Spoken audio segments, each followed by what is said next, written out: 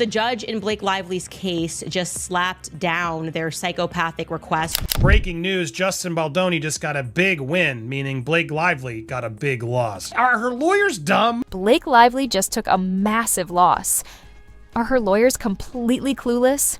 She's in full meltdown mode after the judge played the leaked audio for the entire courtroom.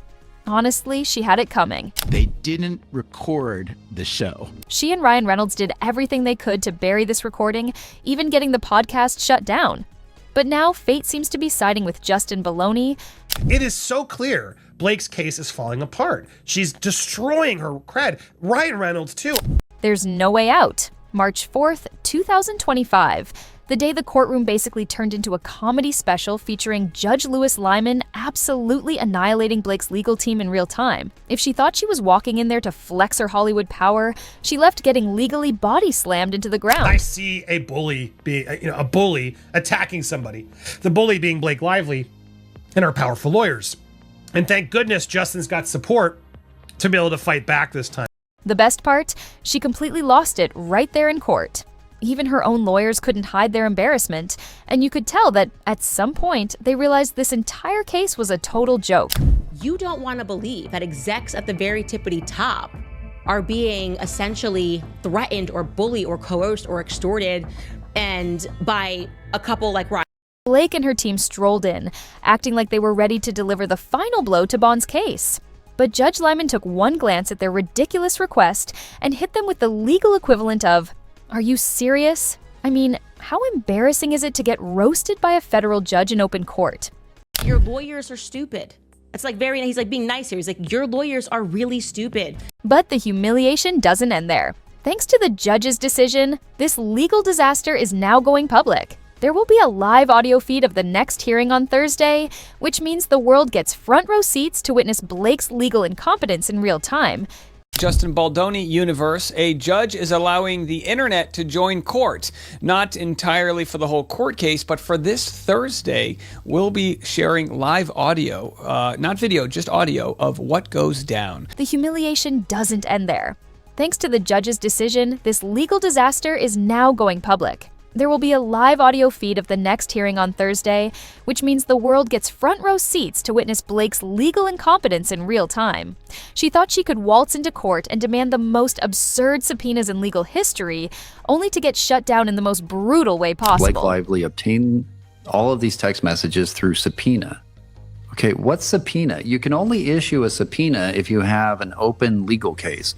So you have to have a valid legal case. I can't just issue a subpoena to, the New York Times. Now, let's dive into just how insane Blake's demands were. Honestly, it's almost impressive how far she took the delusion. Her lawyers had the nerve to demand 2.5 years worth of Baldwin's phone records, texts, location data, doctor visits, and who knows what else. It was like she was auditioning for a role as a full-time stalker. The judge in Blake Lively's case just slapped down their psychopathic request for 2.5 years worth of every message that Justin Baldoni and Justin Heath and the PR agents have ever sent to everybody, plus location data. We knew that was going to happen. Imagine walking into court with a straight face and asking a judge for literal GPS tracking data on someone for over 2 years. Blake, what is this? The FBI and the judge did not hold back his response. You obviously cannot do that. That's it. That's how absurd her request was. Not a single legal justification, just pure nonsense, and Judge Lyman torched it immediately. Have to distinguish between the two, what a standard court protective order is and what Blake Lively's team is asking for, which is an attorney's eyes only designation. Here's the thing. Even if Baldoni had been running a smear campaign, which, spoiler alert, he wasn't, it supposedly started in August 2024. So why on earth is she demanding records going back to 2022? Someone explain that to me like I'm 5, because it makes absolutely no sense. You are not able to hold a logical thought, but guess what? I, as a judge, I am able to hold a logical thought, so we're going to slap that down. You obviously cannot do that. It's like suing someone for defamation in 2024, but demanding to see what they were texting their Uber driver in 2022. The math just doesn't add up.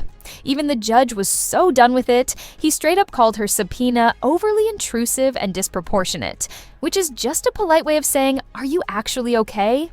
Blake wasn't asking for evidence. She was asking for a government surveillance program on Baldoni.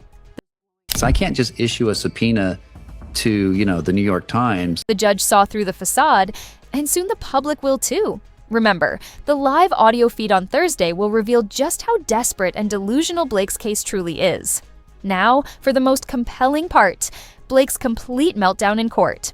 Witnesses reported that she physically tensed up, began whispering furiously to her legal team, and was visibly shaking as she realized her plan was unraveling in real time. Frankly, it's well-deserved.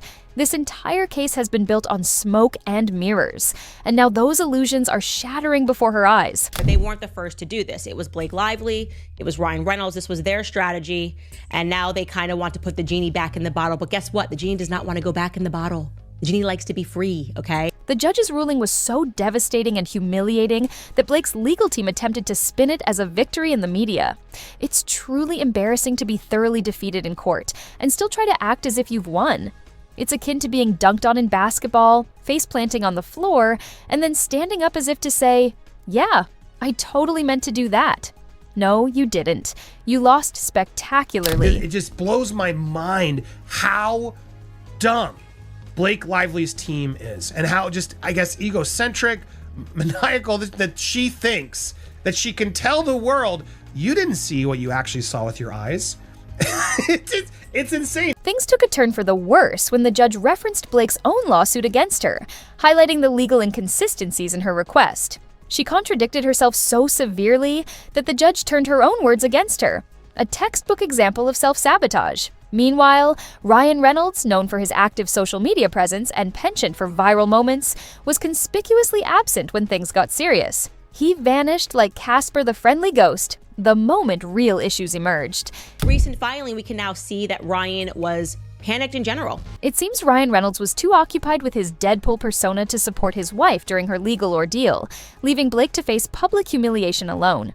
Frankly, I don't blame him. Associating with such a fiasco would be undesirable for anyone. I mean, is it not a little hypocritical? Is this a bad look of her if she's trying to tell the courts that we should stop talking about this in public? Rather than conceding defeat and moving forward with dignity, Blake's team intensified their misguided approach. Instead of rectifying their case, presenting concrete evidence, or behaving professionally, they hastily filed additional subpoenas, seemingly hoping that inundating the judge with legal jargon would yield favorable results. Blake says she's so glad they did, but now she wants all other footage to not come forward. And we're supposed to be like, yeah, you go, girl.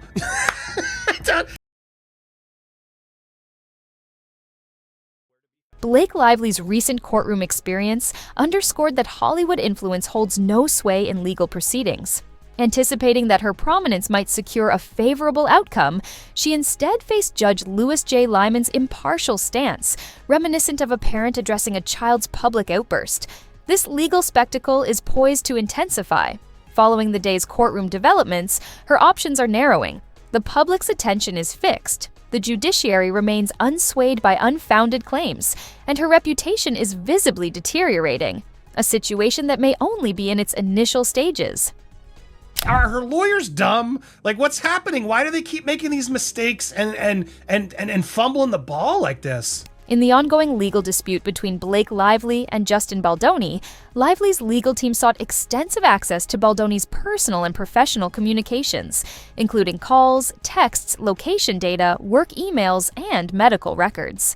These broad requests were perceived as attempts to uncover incriminating information against Baldoni.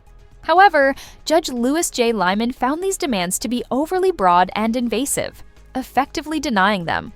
This decision underscores the court's stance against expansive and intrusive discovery efforts. Additionally, Lively's legal team expressed concerns about the potential leakage of private communications with high-profile individuals, including her husband, Ryan Reynolds, and other celebrities. They argued that if such information were disclosed, it could cause irreparable harm to their reputations. Consequently, they requested that access to these sensitive materials be restricted to attorneys only. Baldoni's legal representatives contended that the existing protective orders were sufficient and opposed any special treatment due to the party's celebrity status. Bad situation that Baldoni, whatever his name is doing. And It's an effed up situation The final ruling became even more amusing when it granted her access to only 4 months of records, August to December 2024, instead of the 2.5 years she sought.